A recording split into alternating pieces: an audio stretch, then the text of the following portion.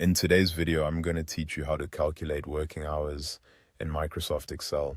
To get started, open your Excel file and go to the worksheet where you want to calculate the total number of hours worked. This method is useful when you have a start time and an end time and want Excel to return the total hours between them as a number you can easily read and use.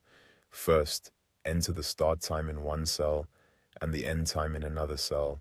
Make sure each time is placed in its own separate cell. For example, you might enter 8 a.m. as the start time and 5 p.m. as the end time. Keeping the times in separate cells allows Excel to calculate the difference correctly. Next, click on an empty cell where you want the result to appear. This will be the cell where Excel calculates the total hours worked. In that cell, type a formula that subtracts the start time from the end time, then multiplies the result by 24. In Excel, time is stored as a fraction of a day, so multiplying by 24 converts that value into total hours. The formula should look like this in structure: equals, open parenthesis, the cell containing the end time, minus the cell containing the start time, close parenthesis, then asterisk 24. After typing the formula, press enter. At first, Excel may show the result as a time value instead of a regular number. For instance, if your start time is 8 a.m. and your end time is 5 p.m., the result may appear as 12 a.m.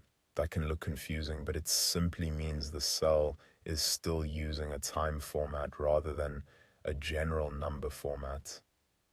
To fix that, select the result cell, then go to the Home tab, click Format, and from the drop-down menu choose Format Cells.